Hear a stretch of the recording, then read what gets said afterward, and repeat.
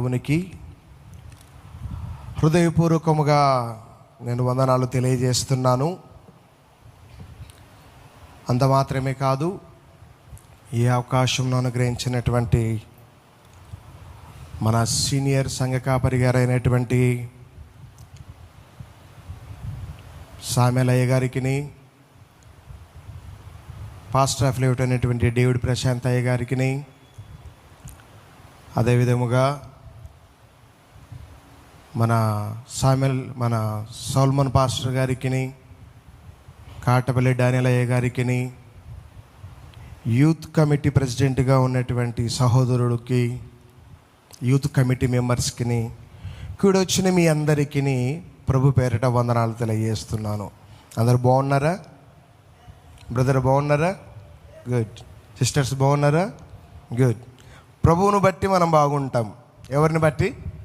మనల్ని బట్టి కాదు, కానీ మనం ప్రభువును బట్టి ఎప్పటికీ క్షేమంగానే ఉంటాం. పరిశుద్ధ గ్రంథములో నుంచి మనం దేవుని యొక్క వాక్యాన్ని ప్రారంభించుకుంటున్నాము. జాగ్రత్తగా ప్రార్థన పూర్వకముగా దేవుని యొక్క వాక్యాన్ని వినాల్సిందిగా మనవి చేస్తున్నాం. మనకు ప్రతి రంగంలో, ప్రతి ఇండస్ట్రీలో ఒక నేమ్ పర్సన్ ఉంటాడు, బాగా ఫేమస్ అయినటువంటి పర్సన్. లైక్ క్రికెటర్లకు వచ్చేసరికి, క్రికెట్లో మనకి ప్రజెంట్ రన్నింగ్లో ఎవరున్నారండి? Kohli. That's nice. Okay. So మనకు కోహ్లీ మనందరికీ బాగా తెలుసు. So is a great star. At same time మనము ఇంకొక ఇండస్ట్రీకి వెళ్తే ఇంకొకరు ఎవరో చాలా ఫేమ్ కలిగినటువంటి వ్యక్తులు కనబడుతూ ఉంటారు. అయితే ఎంతోమంది పేరు ప్రఖ్యాతలు సంపాదించుకున్నప్పటికీ కూడా వారందరూ ఒకవేళ యేసుని కానీ అంగీకరించకపోతే ఖచ్చితంగా వాళ్ళు ఎక్కడికి వెళ్తారంటే నరకానికి మాత్రమే వెళ్తారు. అమ్మ, ఎక్కడికి వెళ్తారు? పరలోకానికి కాదు, నరకానికి వెళ్ళిపోతారు. ఈరోజు పరిశుద్ధ గ్రంథములో ఒక గొప్ప స్టార్ గురించి, లేకపోతే ఒక గొప్ప క్యారెక్టర్, ఒక గొప్ప పేరుగాంచినటువంటి ఒక వ్యక్తిని నేను మీకు పరిచయం చేయబోతున్నాను. ఆ పేరు చెప్పగానే కొద్దిమంది నిజంగా ఆయన అంత గొప్ప వ్యక్తి అంటారు, కొద్దిమంది ఏమో అవును నిజంగానే చాలా గొప్ప వ్యక్తి అంటారు. అలాంటి వ్యక్తిని మీకు పరిచయం చేయబోతున్నాను. ఆయన ఎంత సూటబుల్గా సెట్ అవుతాడంటే, ఒకవేళ mission impossible present Tom Cruise కంటే కూడా is a suitable guy. His name is Samson. ఆయన పేరు శాంసను. ఎంతగా దేవుడు ఆయనను హెచ్చించాడంటే, ఎంతగా ఆయనను దేవుడు ఆశీర్వదించాడంటే, ఆయన ప్రారంభము ఒక రాజుగా ప్రారంభించబడ్డది, లేకపోతే ఒక గొప్ప న్యాయాధిపతిగా, ఒక గొప్ప అభిషేకించబడిన వ్యక్తిగా ప్రారంభించబడ్డది. ఆయన అంతము మాత్రము జీరోలాగా ముగించబడ్డది. మరి జీరోలాగా ముగించబడిన వ్యక్తి గురించి మనకెందుకు పాస్టర్ గారు అంటారా? అయితే ఎందుకు ఆయన గురించి మనం మాట్లాడుతున్నామంటే, ఆయన కూడా ఖచ్చితంగా ఎక్కడున్నాడు అంటే, హెబ్రీయులకు రాసిన పత్రిక 11:32 సెలవిస్తుంది, విశ్వాసుల వీరుల జాబితాలో ఈయన పేరు కూడా కనబడుతుంది. ఎవరి పేరు? శాంసన్ పేరు. సో కాబట్టి ఆయన ఎంతో శ్రేష్టమైనటువంటి వ్యక్తిగా మనము పరిగణించి ఆయన గురించి మాట్లాడుకుంటున్నాం. పరిశుద్ధ గ్రంథములో ఆయన గురించి మనకు 4 అధ్యాయాలు కనబడతాయి. పరిశుద్ధ గ్రంథములో ఆయన గురించి మనకు మొత్తము ఎన్ని అధ్యాయాలు? 4 అధ్యాయాలు కనబడతాయి. చూడండి, ఒకవేళ బైబిల్ తెలుసుకొని ఉంటే, ఏంటివి బైబిల్స్ ఒకవేళ తెచ్చుకొని ఉంటే, అదర్వైజ్ మొబైల్స్ ఆర్ వాటెవర్. చూడండి, మీ యొక్క బైబిల్లో నుంచి న్యాయాధిపతుల గ్రంథం 13వ అధ్యాయము. ప్రార్థనాపూర్వకంగా మనం దేవుని యొక్క వాక్యాన్ని ధ్యానిస్తున్నాము. న్యాయాధిపతుల గ్రంథము 13వ అధ్యాయము. ఈ 13వ అధ్యాయములో దేవుడు ఒక సాంసోన్ను పుట్టించుటకు గల రీజన్ ఏదైతే ఉందో దేవుడు దాన్ని అక్కడ తెలియజేస్తున్నాడు. 5వ వచనము, న్యాయాధిపతుల గ్రంథము, book of judges 13th chapter 5th verses. అమ్మా, కందువు,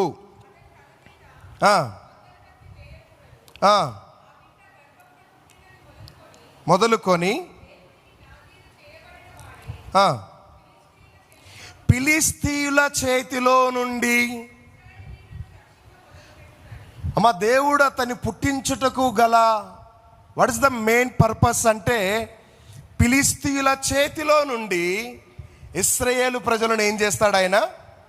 అమ్మ, ఏం చేస్తాడు? విడిపిస్తాడు. కాబట్టి ఆయన పుట్టుటకు గల పర్పస్, ఆయన పుట్టడానికి గల రీజన్ ఏదైనా ఉంది అంటే, దేవుడు ఆయన ఎందుకు పుట్టించాడు? ఇశ్రాయేలు ప్రజలను, బానిసలుగా ఉన్నటువంటి ఇశ్రాయేలు ప్రజలను ఫిలిష్తీయుల చేతిలో నుండి విడిపించుటకు పుట్టించాడు. ఆమేన్, హల్లెలూయా.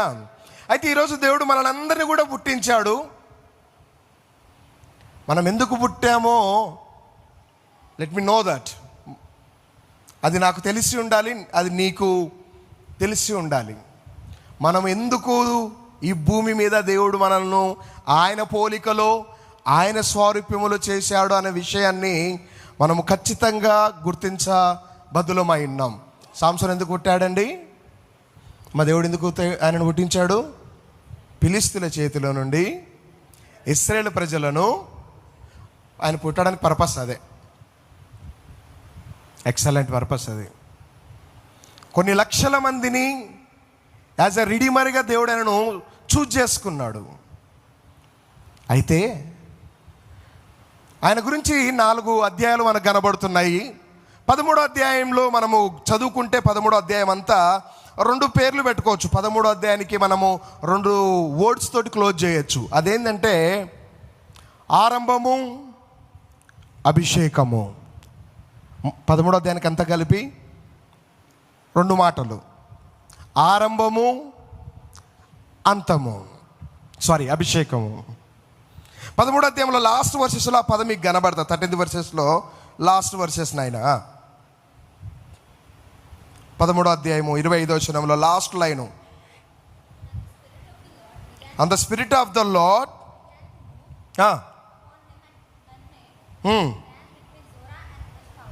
దేవునికి స్తోత్రం. యెహోవా ఆత్మ అతన్ని పురికొల్పడము ప్రారంభించబడ్డది. 13వ అధ్యాయంలో ఆరంభము, అభిషేకము. 14వ అధ్యాయంలోనికి వచ్చేసరికి ఆయన గురించి ఈ వర్డ్స్ నేను చెప్పి నేను వాక్యంలోనికి ముందుకెళ్తాను. 14వ అధ్యాయానికి వచ్చేసరికి 2 మాటలలో మనం మాట్లాడుకోవాల్సి వస్తే, అవిధేయత, అవమానం. ఎక్కడైతే విధేయత, ఒబీడియన్స్ లేదో అక్కడ మనకేమొస్తుందంటే, ఏమొస్తుంది? అవమానం, బ్లేమ్ కావాల్సి వస్తుంది, నిందలు పడాల్సి వస్తుంది, అవమానాల పాలలు కావాల్సి వస్తుంది. 14వ అధ్యాయం అంతా ఈ 2 మాటల మీద డిపెండ్ అయి ఉంటుంది. ఏంటి? అవిధేయత, అవమానం. 15th చాప్టర్లో మనము చదువుకుంటే 2 వర్సెస్, అదేంటంటే అపనమ్మకము, ఆవేశం. అపనమ్మకము, ఆవేశం. ఎవరైతే నమ్మకంగా ఉండరో, ఎవరైతే ఇల్లీగల్ యాక్టివిటీ చేస్తూ ఉంటారో వాళ్ళకు కోపం ఎక్కువ వస్తుంటుంది. వాళ్ళు ప్రతి ఒక్కరి మీద రుబాబు చేయడానికి ప్రయత్నం చేస్తుంటారు, ప్రతి ఒక్కరిని దబాయించడానికి ప్రయత్నం చేస్తుంటారు, వాళ్ళని ఏది అడిగినా కూడా కసురుకుంటారు. అపనమ్మకము, ఆవేశం.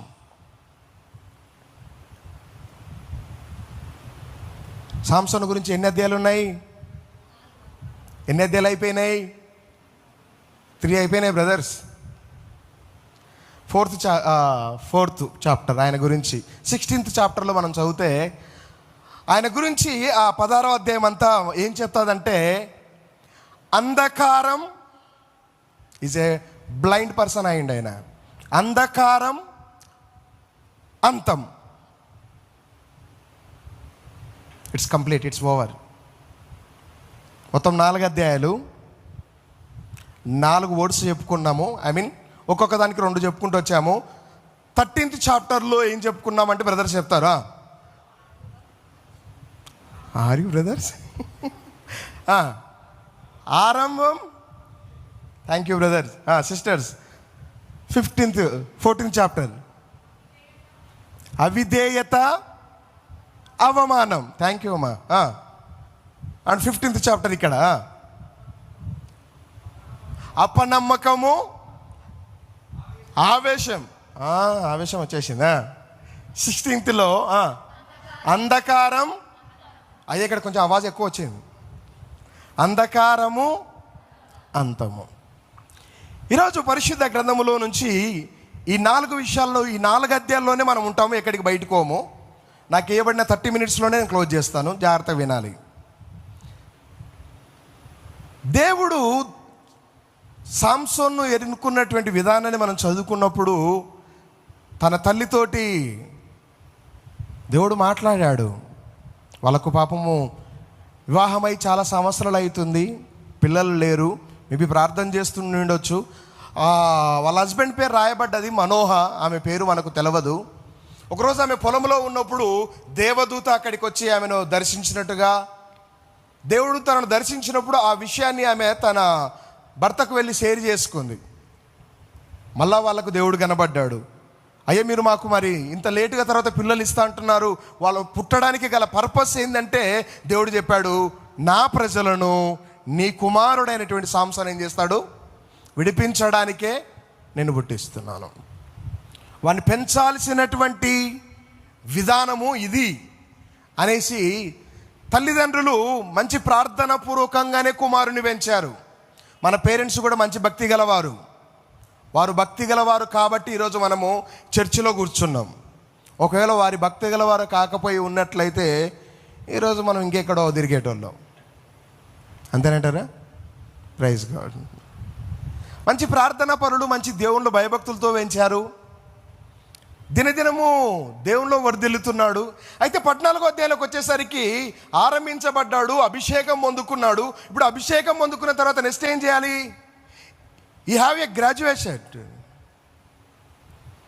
ఉత్తీర్ణత పొందాడు, గ్రాడ్యుయేటెడ్ సర్టిఫికేట్ తీసుకున్నాడు. దెన్ వాట్ ఈ డూ అంటే తర్వాత ఆయన ఏం చేయాలి?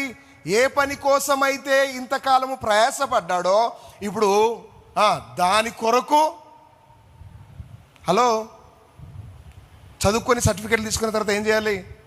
ఇంట్లో కూర్చొని ముచ్చట్లు పెట్టుకోవాలి.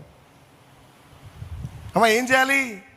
అభిషేకించబడినటువంటి ఈయన ఇప్పుడు ఇంట్లో కూర్చోవట్లేదు, దేవుని పని చేయడానికి బయలుదేరాడు అనుకుంటే. అయితే ఈయన చేసినటువంటి విషయాన్ని మీకు గుర్తు చేస్తారు. 14వ అధ్యాయంలోకి రండి నాయన, 14th chapter 1st verses. ఎవరైనా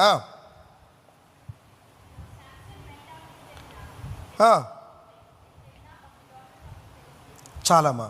సాంసోను తిమ్నాతుకు వెళ్ళాడు. అక్కడ ఒక ఫిలిష్తీయురాలను చూశాడు.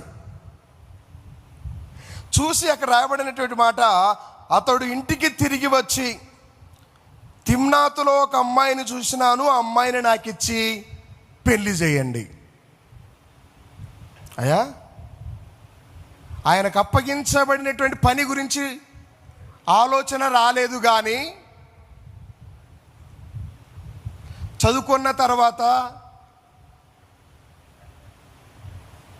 గ్రాడ్యుయేటెడ్ అయిన తర్వాత జాబ్ సర్చింగ్లో ఆలోచన లేదు. కానీ ఎవరినో ఇష్టపడ్డాడంట. ఇప్పుడు ఏం చేయాలంట? వచ్చి అరే చదువు అయిపోగానే ఇంక పెళ్ళేనా? ఫర్దర్గా నువ్వు నెక్స్ట్ ఏముంది? అంతో ఇంతో సంపాదించావా?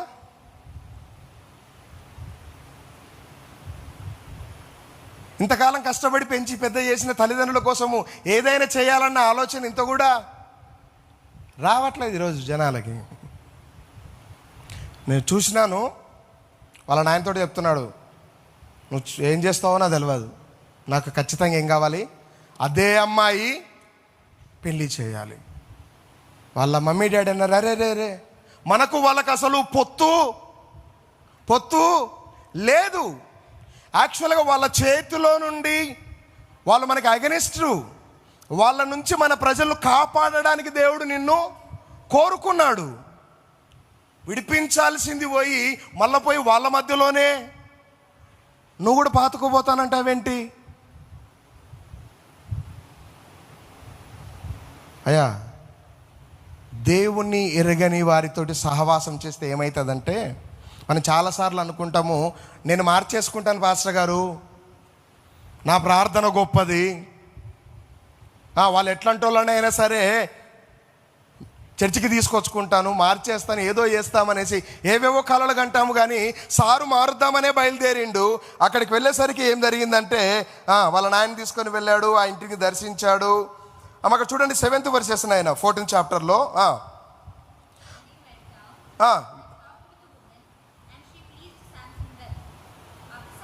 చాలమ్మా.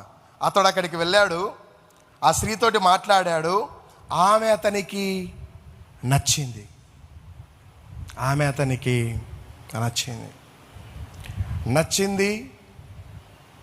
పెళ్లి చేసుకుందామనేసి ఫిక్స్ అయిపోయారు. పెళ్లి కూడా చేసుకున్నాడు. యాజ్ ఏ భార్యగా, తన భార్యగా ఆమె పిలువబడ్డది 15వ వచనంలో. అయితే 20వ వచనము చదవండి, లాస్ట్ వర్సెస్ నాయన. రాయబడినటువంటి మాట, సాంసోను భార్యను తన స్నేహితుడికిచ్చి పెళ్లి చేశారు. ఎవరిని?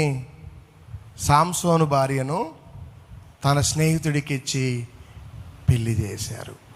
ఈరోజు సాంసోను చేసేటువంటి నిర్ణయాలు ఏవైతే ఉన్నాయో, ఆ కుమారుడు దేవుని సన్నిధిలో పెట్టి, ప్రభువా నా భవిష్యత్తులో నీ ప్రణాళిక ఏంటి, నా పట్ల నీ నిర్ణయాలు ఏంటివి అని అతడు దేవుని సన్నిధిలో ప్రార్థించినట్టుగా లేదు. తనకు నచ్చింది, తను ముందుకెళ్ళిపోయాడు. ఈరోజు మనకి ఏదో తోచింది కాబట్టి మనం చేయడం కాదు. Is it God will or not అనే విషయాన్ని మనం దేవుని సన్నిధిలో ఏం చేయాలి అమ్మా? దాన్ని చెక్ చేసుకోవాలి. మన జీవితంలో ప్రతి విషయంలో, మనం చూజ్ చేసుకునేటువంటి జాబు విషయంలో, మన లైఫ్ స్టైల్లో, మన భవిష్యత్తును దేవునికి అప్పచెప్పుకోవాలి. అయ్యా, నా పట్ల నీ ఆలోచనలు, నా పట్ల నీ ఉద్దేశాలు నెరవేర్చు అని ప్రార్థన చేయగలిగే వ్యక్తులమై మనం ఉండాలి. అయితే సాంసోను అయ్యా ఏం చేయలేకపోయాడో తెలుసా?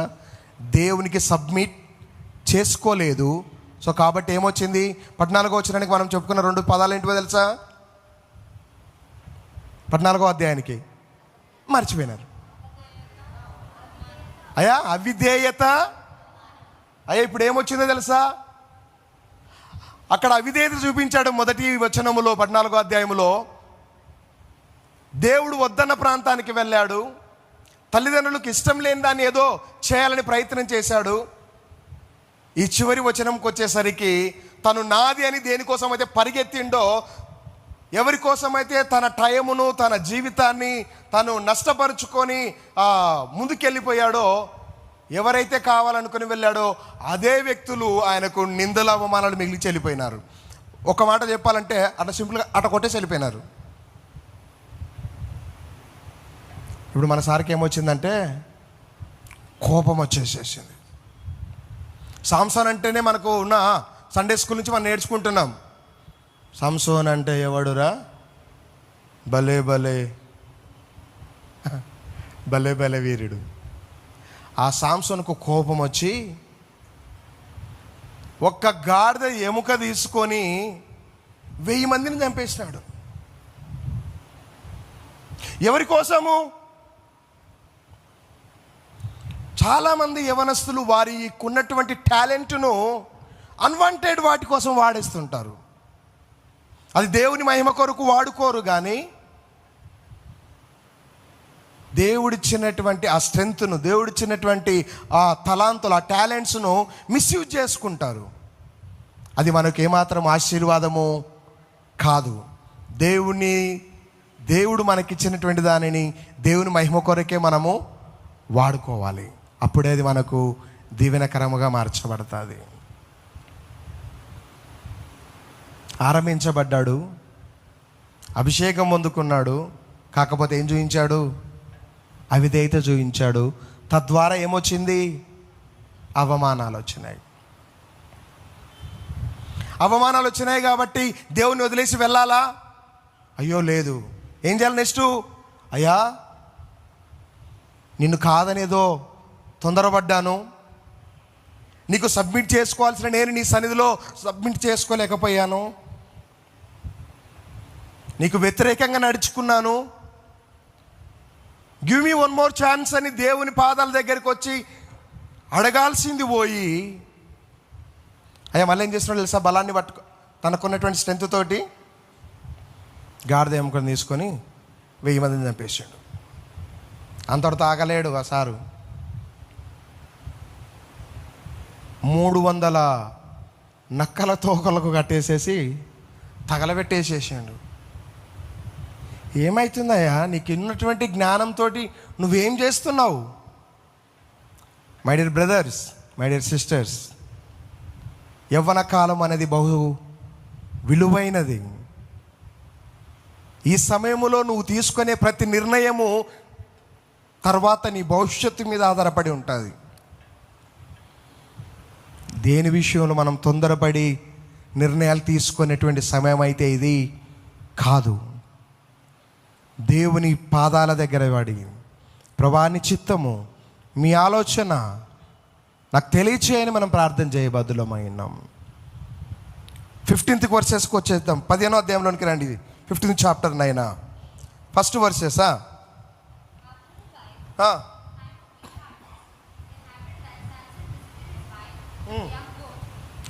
ఇక్కడ ఆగండి. మనోడు ఎంత మేధావి అంటే ఆల్రెడీ ఆయన భార్యను ఈయనతోటి రిలేషన్ తెంపేసుకుంది. ఆయన ఈయన ఇంకెవరి కోసం ఆరాటపడుతున్నాడు? కొన్నిటి సహవాసాలను, కొద్ది మందిని దేవుడు మనకు దూరం చేస్తాడు. అయినా మన ధమాకంతా వాళ్ళ మీదనే ఉంటుంది. ఇంకా స్టిల్ వాళ్ళ చాటింగ్లే చూసుకుంటూ కూర్చుంటాం.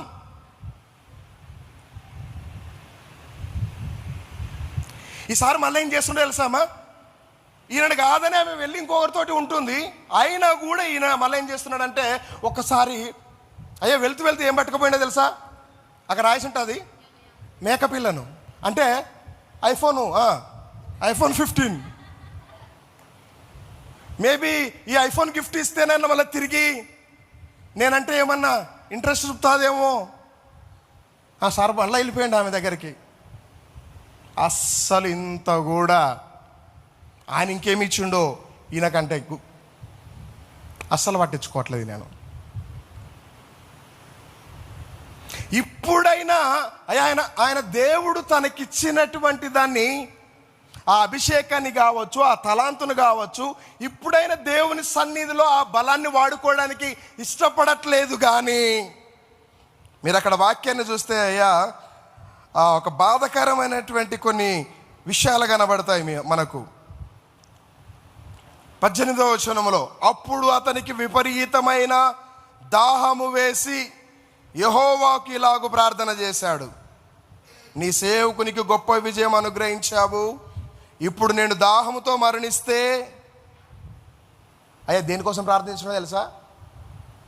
దాహం అవుతుంది. అసలు ఈయన దేనికోసం నిలబడాలి? దేనికోసం ప్రార్థన చేయాలి? ఏ పర్పస్తో దేవుడు అతన్ని పిలుచుకున్నాడు? ఈరోజు మరొకసారి గుర్తు చేస్తున్నాను, ఈ యవనస్తులకు కూడికలోకి వచ్చినటువంటి మనందరి పట్ల ఈరోజు ఈ మందిరానికి నువ్వు నేను అనాలోచితంగా అయితే రాలేదు.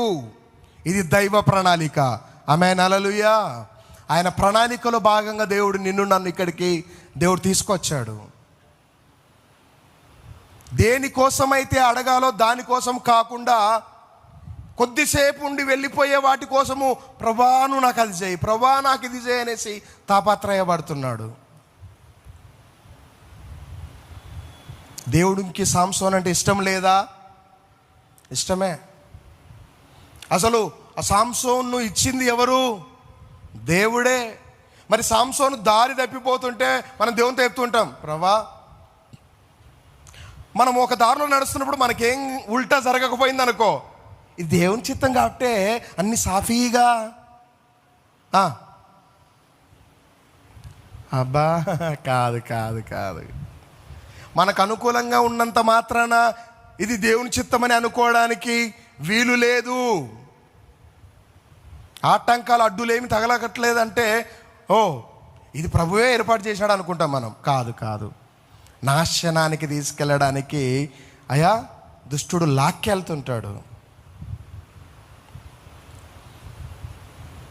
ఇప్పుడు సాంసోను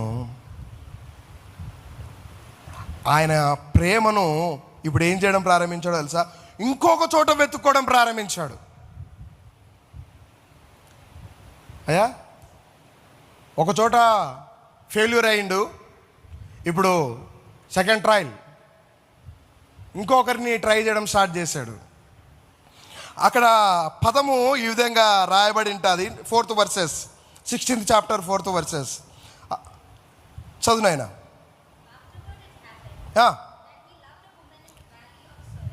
చాలు తల్లి. అయ్యా మళ్ళీ ఎవరిని ప్రేమించాడంట? ఆడొక పేరు ఉంటుంది, హర్ నేమ్ ఈజ్.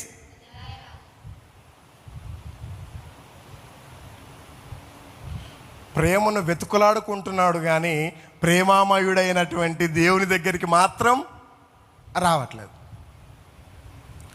ప్రేమకు ఒక రూపం ఉంటే ఆ ప్రేమ స్వరూపి మన దేవాతి దేవుడు. ఆమేన్, హల్లెలూయా. దేవుని పాదాల దగ్గర వెతకలాడట్లేదు. అయ్యా పోతే పోయింది, కొంచెం డైవర్ట్ అయిపోయాడు. ఇప్పుడు మళ్ళీ ఎవరి దగ్గరికి వచ్చాడు? ఇంకొక ఆమెను లవ్ చేయడం స్టార్ట్ చేశాడు. కనీసం ఇప్పుడైనా పేరెంట్స్ దగ్గరికి వెళ్ళి మీ చిత్తం, మీ ఆలోచన, మీరేం చెప్తారో చెప్పండి, పాస్టర్ గారిని పిలిపియండి, ప్రార్థన చేయండి, దైవ సంకల్పం ఎలా ఉంటే అలా ముందుకెళ్తాను అని ఇప్పటికి కూడా చెప్పట్లేదు. తిరిగి ఇంకా పేరెంట్స్ దగ్గరికి రాలేదు. ఏది ఆమె ఏ ఏరియాలో అయితే ఆమెను వదులుకున్నాడో అదే ఏరియాలో ఇంకా తిరుగుతూనే ఉన్నాడు. అక్కడనే అనుకుంటున్నట్టున్నాడు, నీకంటే అంతకైతే దొరికిందని ఆమెకి చూపెడదాం అనుకున్నాడో ఏమో, అక్కడెక్కడే తిరుగుతున్నాడు. ఇంకా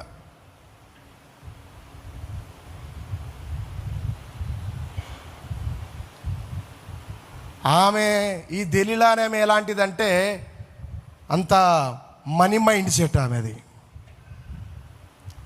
ఆమెకు ప్రేమ కనికరము అలాంటివేమీ ఉండలేవు. Money mind set. ఆ బార్ చాక్లెట్, డైరీ మిల్క్ ఎక్కువ పెద్దది కొనిస్తే అప్పుడు నీకు నా మీద ప్రేమ ఉందని చెప్తా. అంత లేకపోతే చిన్నది పట్టుకొచ్చిండు అనుకో, ప్రేమనే ఆ టైప్ ఆమె. అడిగిన ప్రతిదీ చేస్తూ వస్తున్నాడు. అయితే అంతటితో ఆమె సాటిస్ఫై కాలేదు.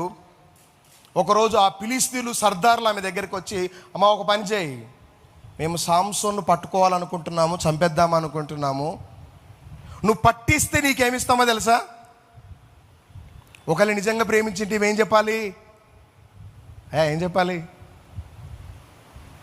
డబ్బు కోసము అట్లాంటిది కాదు మా ప్రేమ అని చెప్పాలి. ఈమె వెంటబడి చెప్పిన మాట ఏంటో తెలుసా? ఎంత ఇస్తారు? మీకు అర్థమవుతుందా? ఎంత ఇస్తారు? బేరం సెట్ అయిపోయింది, గిరాకీ ఓకే అయిపోయింది. నేను కబురు పెడతాను, అప్పుడు వచ్చేసేయండి. ఒకరోజు సాంసోన్ అడగడం స్టార్ట్ చేసింది, అయ్యా నీకు ఇంత బలం ఎక్కడి నుండి వచ్చింది? నీ సీక్రెట్ ఏంటి? సారు రోజు ఒక మాట చెప్పేసి స్కిప్ అవుతున్నాడు. ఒకరోజు ఆమె ఎలా చేయడం ప్రారంభించిందంటే, నేను 16వ అధ్యాయంలోనే ఉండండి, ఎలా ఆయనని ఇబ్బంది పెట్టడం ప్రారంభించిందంటే తట్టుకోలేకపోయిండు ఆ విషయాన్ని. 16వ వచనం, ఆయన 16వ అధ్యాయం 16వ వచనము.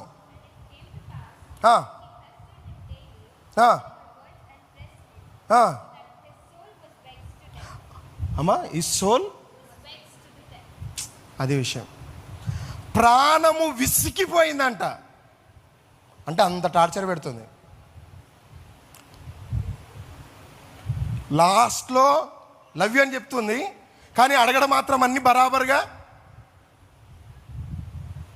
అడుగుతుంది. అయ్యా మనోడికి ఏమైపోయిందంట, అట్లా బయట వదిలేసి పోలేకపోతున్నా, ఆల్రెడీ ఫెయిల్యూర్ బ్యాచ్. ఈడనైనా కొంచెం గట్టిగా స్ట్రాంగ్గా ట్రై చేద్దామంటే ఈమెమో గడికి, నీ స్టామినా ఎక్కడ, నీ స్ట్రెంత్ ఎక్కడ, నీది అదేంది ఇదేంది, నీ బ్యాక్గ్రౌండ్, ఎప్పుడు ఈమెకి ఇదే జోలి. Oh my goodness. ఇప్పుడు ఏం చేయాలో అర్థం అవ్వట్లేదు, ఏం చేయాలో అర్థం కాక విసిగిపోయిండు. విసిగి తన జీవితంలో దాదాపు 40 సంవత్సరాలు ఎవరికీ చెప్పని ఒక సీక్రెట్ను టార్చర్ తట్టుకోలేక రివీల్ చేయాల్సి వచ్చింది. ఏంటి ఆ సీక్రెటు? అమ్మాయి ఏంటి అయ్యా? తీసేస్తే నేను ఎటు? ఆ మాట చెప్పినాడో లేదో 17th verses ఆయన ఆమె చేసిన పని ఏంటో తెలుసా?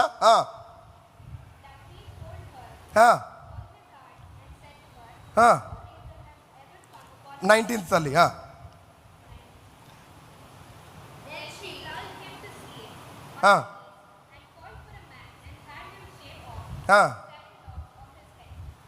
అక్కయ్యాక రాబడినటువంటి మాట ఆయన తెలుగు బైబిల్ అయితే ఈ విధంగా ఉంది. ఆమె తన తొడ మీద అతన్ని నిద్రపోయేలా అయ్యా ఒళ్ళకు పడుకోబెట్టుకుంది. బజ్జుకో సాంసన్.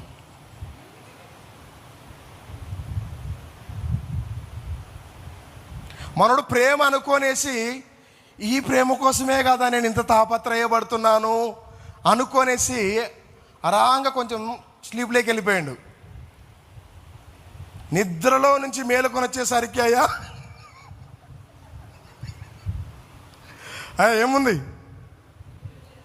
గుండు. నిద్ర మేలుకొనేసరికి సార్ తల మీద ఏం లేదు, నో హెయిర్.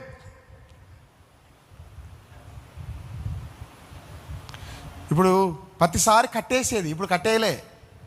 సాంసోను వాళ్ళు వస్తున్నారు నేను పట్టుకోవడానికి అంటే అమ్మా అయ్యా అంటున్నారు కానీ పోతలేడు ముందుకు.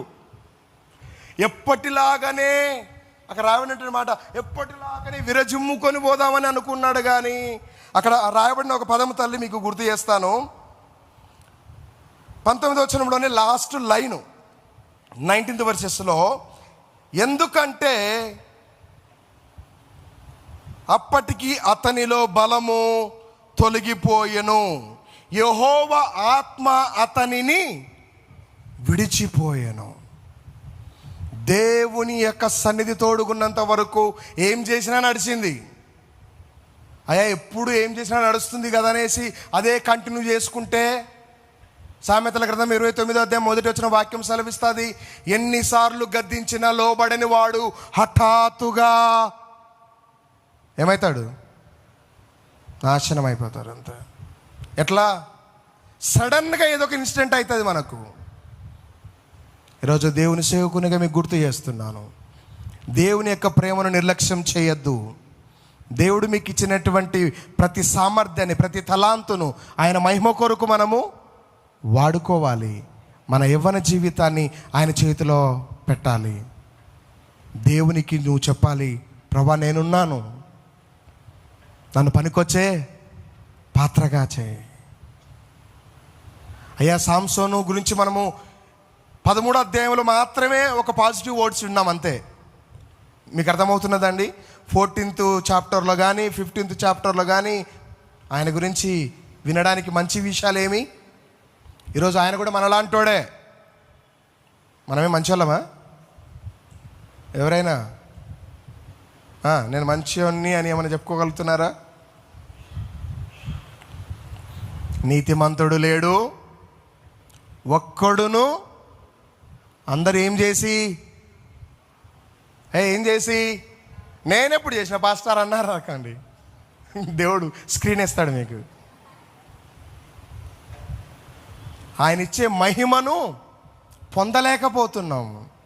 అయితే సాంసోను కూడా మనలాగానే అమ్మా ఏమవుతున్నాడు? పడుతున్నాడు లేస్తున్నాడు, పడుతున్నాడు లేస్తున్నాడు. మనం కూడా ఒక నెల చాలా భక్తిపరులాగా ఉంటాము. కొన్ని వీక్స్ యూత్ మీటింగ్లో ఇంకా మనమేనేమో అన్నంతగా లీడ్ చేసుకుంటుంటాం, నిలబడుతుంటాం. తర్వాత ఏందో కొనకు పోయి కూర్చుంటాము. ఒక పాట పాడుతురా సిస్టర్ అంటే మీరు వాడరు. బైబిల్ రీడ్ మీరు చేయండి. నా మూడేమి? దేవుని సన్నిధిలో ఉన్న ఆసక్తి రోజు రోజుకి పెరగాలి కానీ తగ్గిపోవద్దు. దేవునితో ఉన్నటువంటి రిలేషన్ మనకు ఎప్పుడు మనోడికి జ్ఞానోదయం అయిందంటే బలమంతా పోయిన తర్వాత అరే రే రే, దేవుడు నన్ను పిలిచింది ఎందుకు, నేను చేస్తున్న పనులు ఏంటి?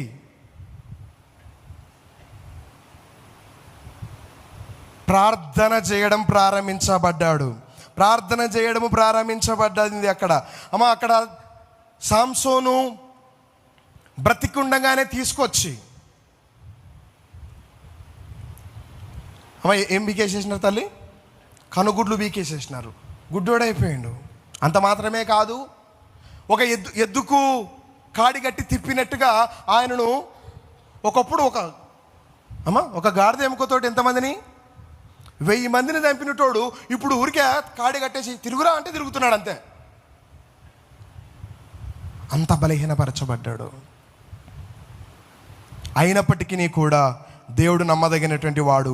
అక్కడ రాబడినటువంటి పదం 22వ వచనంలో లాస్ట్ వర్సెస్ నాయన, అతని తల మీద వెంట్రుకలు మొలవడము ప్రారంభమయ్యాయి.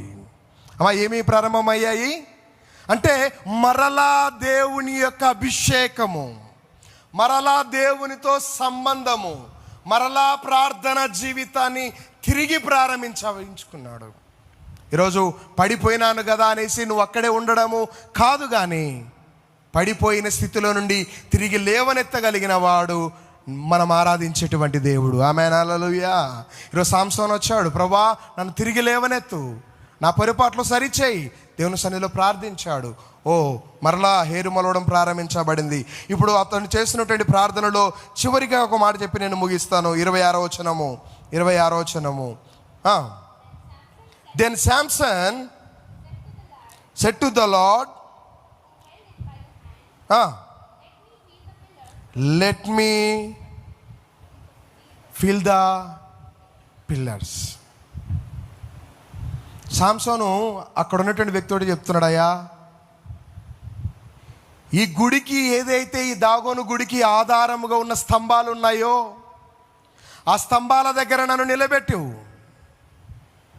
నాకు బలం ఉన్నంత కాలము, నాకు జ్ఞానం ఉన్నంత కాలము, నాకు సోర్సెస్ ఉన్నంత కాలము నేను ఆయనకు మహిమకరంగా లేకపోయాను. కనీసము ఇప్పుడైనా నేను నా దేవునికి ఉపయోగకరంగా నిలబడతాను.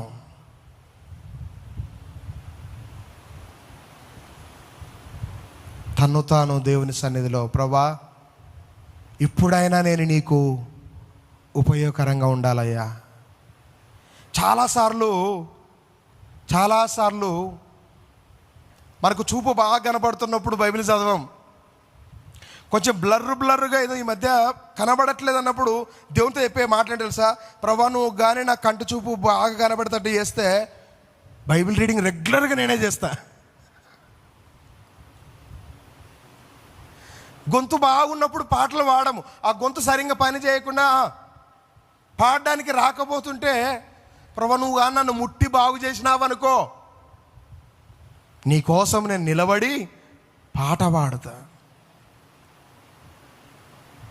ఉన్నప్పుడేమో ఉపయోగించుకోలేదు, అది లేనప్పుడేమో నువ్వు కానీ నాకు ఈ ప్రభువా చూడు నేను నీకోసం ఎట్లా నిలబడతాను.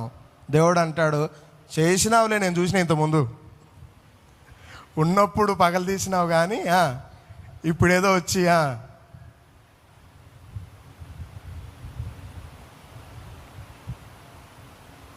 సాంసోను మనలాగానే ఇలాంటి ప్రార్థన చేస్తూ లాస్ట్లో 28వ వచనం తల్లి, అప్పుడు సాంసోను, ప్రభువైన యెహోవా నన్ను జ్ఞాపకము చేసుకో, ఒక్కసారికి నాకు బలము దయచేయి, నా కళ్ళు ఊడబెరికిన వారిపై నన్ను పగ తీర్చుకోనిము అని యెహోవాకు మొర్రపెట్టెను.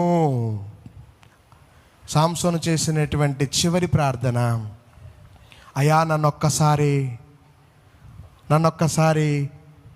జ్ఞాపకం చేసుకో. ఈ రాత్రి ఈ యూత్ మీటింగ్కి వచ్చినటువంటి మనమందరము, ప్రభువా నువ్వు నాకు అవకాశాలు ఇస్తే ఇంతకుముందు ఎంతైతే నీ కోసం నేను నిలబడ్డానో ఇప్పుడు అంతకంటే ఎక్కువగా నీ కోసం నేను మందిరములో నీ కొరకు సాక్షిగా నిలబడతాను. యవ్వన సమాజంలో యూత్ మీటింగ్ విషయంలోనేమి, ప్రతి విషయంలోనేమి, వాలంటరీ విషయంలోనేమి నీ సన్నిధిలో ఓ పని చేయుట కొరకు నాకు ఏ చిన్న బాధ్యత ఇచ్చినా దాంట్లో నేను నమ్మకంగా పని చేస్తానయ్యా. నాకు ఒక్క అవకాశము, గివ్ మీ వన్ ఛాన్స్, ఒక్క అవకాశం నాకు దయచేయి అయ్యా. దేవుడు ఎంత కృపగలవాడంటే చూడండి, హెబ్రీయులకు రాసిన పత్రిక తల్లి విశ్వాసుల వీరుల జాబితాలో రాయబడినటువంటి మాటలు మీకు గుర్తు చేస్తున్నాను. ఈ విశ్వాసుల వీరుల జాబితాలో 36 మంది విశ్వాసుల వీరులు ఉన్నారు. ఇక్కడ ప్రారంభంలో ఎవరితో ప్రారంభించబడుతుందంటే హేబేలు తోటి ప్రారంభించబడుతుంది. అయితే అందులో రాయబడినటువంటి విశ్వాసుల వీరులలో మనసారి పేరు కూడా మనం చదువుకుందాం ఒకసారి, మనకు కూడా తృప్తి అనిపిస్తుంది. 32వ వచనము, book of Hebrews 11th chapter 32 verses. హెబ్రీయులకు రాసిన పత్రిక 11వ అధ్యాయం 32వ వచనము. ఇకను ఏమి చెప్పుదును,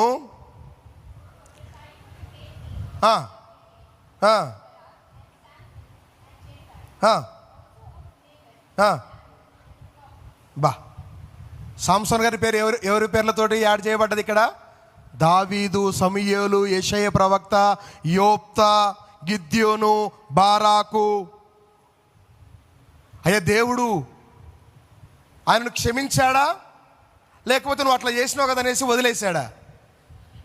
క్షమించాడు కాబట్టే ఎత్తబడే గుంపులో ఈయన కూడా ఆయన పేరు లిఖించబడ్డది. ఈరోజు మనం ఎవరమైనా సరే, మనకు కూడా ఎన్ని బలహీనతలు ఉన్నా పర్వాలేదు, ఈరోజు ఒప్పుకుందాం వాటిని. ప్రభా, పలాని విషయంలో నేను సాంసోను ఏ విధంగా అయితే తప్పిపోయాడో నేను కూడా అనేక పర్యాయాలు తప్పిపోయాను, నన్ను క్షమించు, తిరిగి నాకు మరొక అవకాశాన్ని దయచేయి, నీ కొరకు నిలబడతానని ప్రార్థన చేద్దాము. ఆయనను ఎవరు అడిగినా, ఆయన సన్నిధిలో ఎవరు వచ్చి ప్రార్థించినా, నా యొద్దకు వచ్చు వారిని నేనేమాత్రము,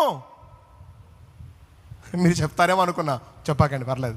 యోహాను సువార్త book of John 6th chapter 37th verses, నా యొద్దకు వచ్చు వారిని నేనేమాత్రము త్రోసివేయను. ఈరోజు ఎవరు ఆయన దగ్గరికి వచ్చినా ఆయన త్రోసేసే దేవుడు కాదు. సామెతలు 28:13 అంటారు, అతిక్రమములు దాచిపెట్టువాడు వర్ధిల్లడు, వాటిని ఒప్పుకొని విడిచిపెట్టువారు కనికరం పొందుతారు. ఈరోజు దేవుడు కనికరించడానికి సిద్ధంగా ఉన్నాడు, మనల్ని దేవుడు ఆశీర్వదించడానికి సిద్ధంగా ఉన్నాడు. అయ్యా, రాబోయే కాలంలో మన భవిష్యత్తులో మనము ఉన్నత స్థానాలలో ఉండడమే ప్రభు చిత్తం. ఆమెన్. అయ్యా, ఏ స్థానాలలో? దేవుడు మనల్ని తలగా నిలబెడతానన్నాడు, దేవుడు మనల్ని హెచ్చిస్తానన్నాడు, దేవుడు అధికారులతో దేవుడు మనల్ని కూర్చుండబెడతానన్నాడు. ఇవన్నీ ఎప్పుడు జరుగుతాయంటే దేవుని దగ్గర మనము సబ్మిట్ చేసుకున్నప్పుడు. అవిధేయత చూపిస్తే ఏమొస్తుంది? అవమానం వస్తుంది. అపనమ్మకం చూపిస్తే ఏమొస్తుంది? ఆవేశం వస్తుంది. అంధకారంలో అంతమైపోతాము. ఈరోజు దేవుని సన్నిధిలో సరి చేసుకుందాము. దేవుడు నమ్మదగిన వాడు, ఆయనకు మన మీద ప్రేమనే ఉంది తప్ప ఆయనకు మనం అంటే కోపం ఏమాత్రము లేదు. మనమందరము తలలుంచుదాము, ఒక్క మాట ఎవరికి వాళ్ళు ప్రార్థన చేద్దాము. దేవుని సన్నిధిలో చెప్పబడినటువంటి వాక్యాన్ని బట్టి, ఇదిగో ప్రభా, నాతో నువ్వు మాట్లాడినటువంటి నీ యొక్క లేఖనాలను బట్టి నీకు వందనాలు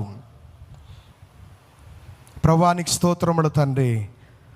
నువ్వు ఎంతగా ప్రభా నీకు స్తోత్రము నాయన. సాంసోను మీరు దీవించారు, హెచ్చించారు నాయన.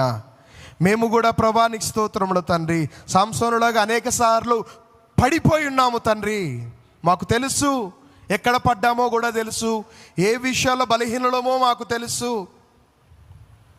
మా బలహీనతలన్నింటినీ మీరు క్షమించే దేవుడవు అయ్యా. ఈ రాత్రికాల సమయంలో ఎంతమంది అయితే ప్రభా ఇదిగో నేను బలహీనురాలునే, నేను బలహీనుడనే, నేను ఇదిగో ప్రభా తెలిసి తెలిసి ఆ పాపములు చేశానని ఎవరైతే నీ సన్నిధిలో ఒప్పుకుంటున్నారో తండ్రి, నీ బిడ్డలు క్షమించండి. యవనస్తులు మా సంఘములోనైనా బలవంతులుగా ప్రభా నీ కొరకు నిలబడడానికి సాయం చేయండి. జరగబోతున్నటువంటి నైనా యవ్వన ప్రోగ్రాంలో తండ్రి నీకు స్తోత్రములు తండ్రి. నీ కొరకు ప్రభా బిడ్డలు సాక్షులుగా జీవించడానికి కృపదయ ఇచ్చేయండి. వీరు నివసిస్తున్న ప్రాంతంలో, వీరు చదువుతున్నటువంటి ప్రాంతంలో, వీరు ఉద్యోగాలు చేసిన ప్రాంతంలో నీకు మహిమకరంగా నిలబడడానికి కృపదయ ఇచ్చేయండి. విన్న వాక్యాన్ని నీరు కట్టి ఫలింపచేయమని యేసు నామముని మనవులు అడిగి వేడుకొనుచున్నాము తండ్రి. Amen, amen, amen. నాకు ఈ అవకాశం ఇచ్చినటువంటి వినీత్ సామ్యుల్ గారికి ప్రభుపేట వందనాలు తెలియజేస్తున్నాను. థ్యాంక్ యూ వెరీ మచ్ అండి.